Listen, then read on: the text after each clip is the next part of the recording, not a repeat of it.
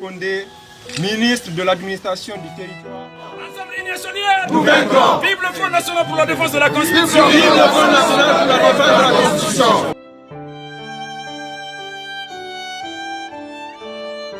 Respect des droits de l'homme et des libertés, droits fondamentaux, notamment la libre activité dans le respect de la loi des partis politiques et organisations de la société civile, ainsi que des médias indépendants. Témoin de l'élan populaire en faveur de nouvelles constitutions qui s'exprime et se manifeste davantage chaque jour en Guinée et partout à travers le monde où il y a des citoyens guinéens présents.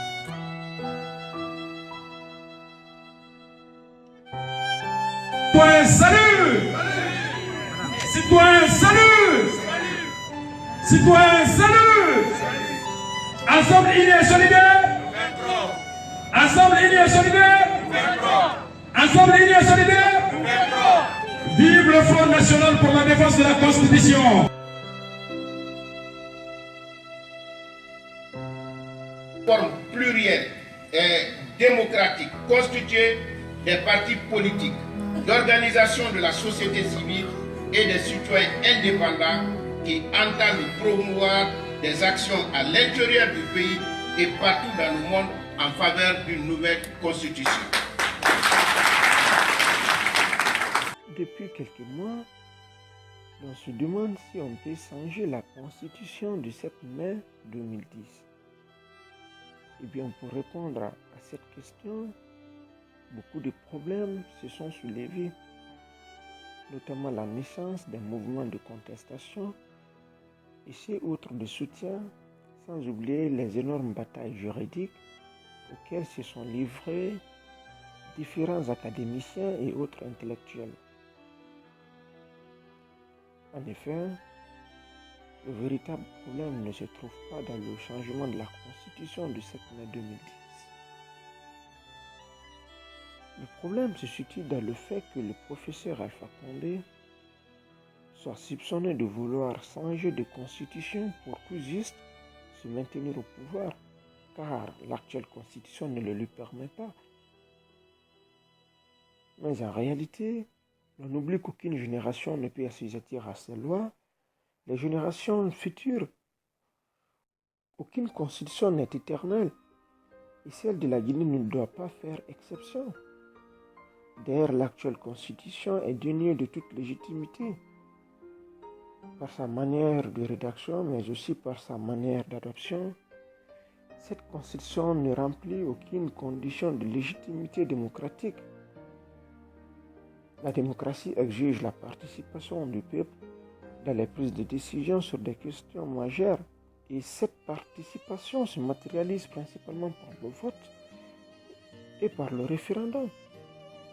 Mais l'actuelle constitution n'a ni été rédigée par le peuple, ni été approuvée par ce dernier. Or, un important sujet comme celui-là ne doit pas être discuté de façon restreinte. Le constituant originaire de la Constitution de 2010, le CNT, Conseil national de la transition, dont la composition sociologique n'a point de défaut, n'a nullement été désigné par le peuple pour le représenter.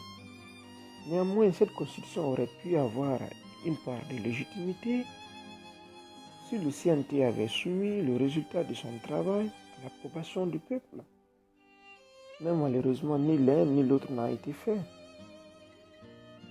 Alors, pour une Guinée démocratique, il serait fondamental de faire écrire une nouvelle constitution par le peuple et ensuite le lui soumettre pour une adoption par référendum.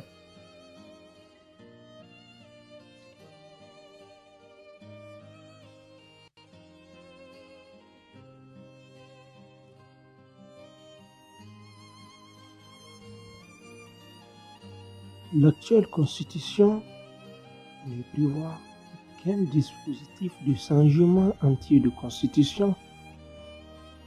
Elle prévoit par contre des changements partiels et les limites à ces changements dans les articles 152, 153 et 154.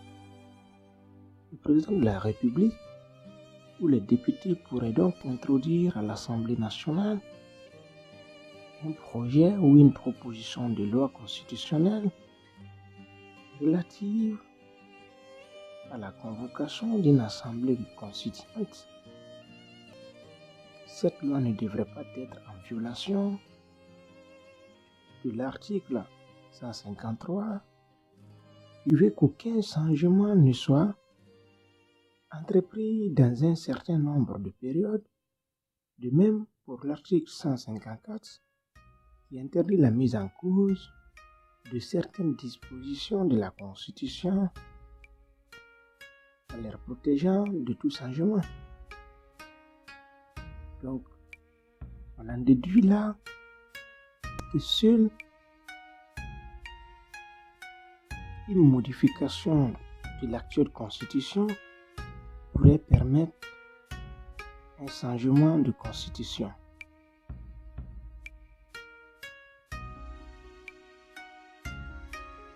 Eh bien, cette modification de la Constitution devrait consister à faire adopter la loi constitutionnelle relative à la convocation d'une assemblée constituante. Comment donc adopter une loi constitutionnelle relative à la convocation d'une assemblée constituante? Bien, cette loi devrait être adoptée selon la procédure voulue par l'article 152 de la Constitution en vigueur, qui veut que l'initiative des lois appartiennent qu'à seulement au président de la République et aux députés, qui peuvent par un projet de loi ou par une proposition de loi soumettre une loi constitutionnelle à l'Assemblée nationale pour des fins d'adoption. Après traitement, le projet ou la proposition de loi est adopté à la majorité simple des membres. Il ne devient définitif qu'après avoir été approuvé par référendum. Et dans ce cas, nous parlons de référendum législatif. Et donc, toutefois, ils peuvent contourner cette procédure en se contentant seulement de l'Assemblée nationale, c'est-à-dire sans passer par le référendum. Dans ce cas, le projet ou la proposition de loi est adopté à la majorité des 2/3 des membres. C'est d'ailleurs la procédure la plus courante chez nous. Ensuite, la nouvelle loi, avant son entrée en vigueur, doit être soumise au contrôle de conformité à la Constitution auprès de la Cour constitutionnelle. Enfin, lorsque la Cour constitutionnelle juge qu'elle est conforme à la Constitution du 7 mai 2010, elle devrait autoriser le chef de l'État à promulguer la dite loi. Et ce dernier devra le faire par un décret présidentiel.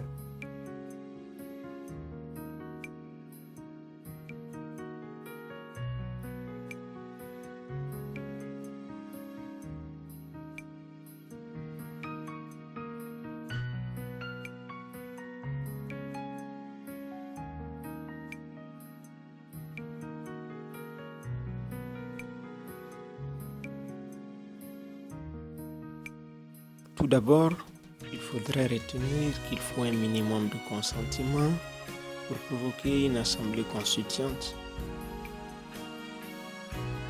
Lorsque 300 000 électeurs, soit 5% du corps électoral guinéen, manifestent leur désir à aller vers une nouvelle constitution, en signant une pétition, un référendum constituant est convoqué. Il devrait aider à comprendre si oui ou non le peuple souhaite la rédaction d'une nouvelle constitution. La question sera alors comme la suivante. souhaitez-vous la rédaction d'une nouvelle constitution? Lorsque c'est le oui qui remporte, une élection est organisée dans les jours qui suivent pour choisir les personnes qui devraient participer à la rédaction de cette nouvelle constitution. Elles doivent être des personnes issues de toutes les catégories socio-professionnelles. Cette assemblée ne doit pas en fait être siégée par les parlementaires, de même que d'autres personnes ayant été élues, c'est-à-dire les maires ou les élus communaux, etc. Ces membres aussi ne devront pas se présenter à des élections dans la 4e République. Le but est d'éviter les conflits d'intérêts. C'est-à-dire que ce soit les politiciens qui écrivent la Constitution ou que les personnes qui écrivent les règles programment leur puissance.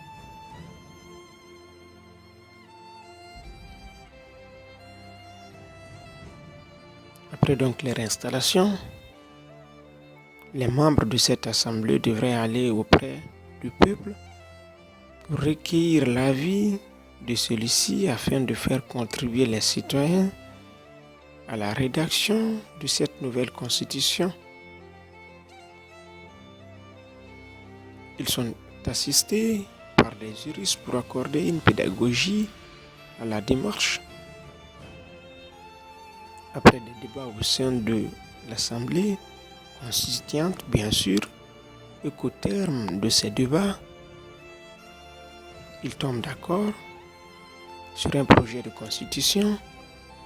Ce projet de constitution est soumis à un référendum constitutionnel avant d'être accepté comme constitution. Donc le peuple devrait encore se prononcer, sauf que cette fois, c'est sur le résultat des travaux de cette assemblée constituante qu'il a élu pour être le constituant, c'est-à-dire celui qui rédige la nouvelle constitution. Alors le peuple aura dans cet outre le choix d'accepter ou de rejeter la constitution qu'on lui aura proposée. Lorsque pour cette autre fois le oui est majoritaire, nous obtenons une nouvelle constitution qui devrait abroger l'actuelle constitution dès son entrée en vigueur.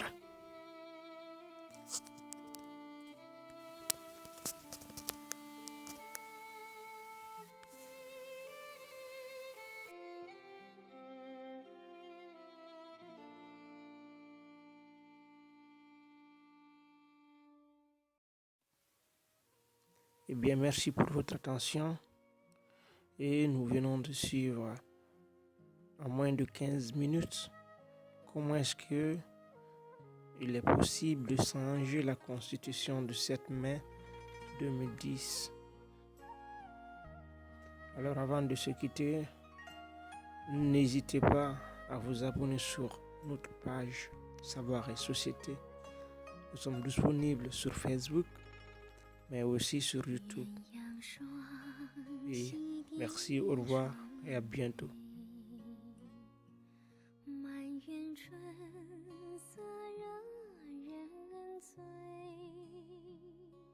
悄悄问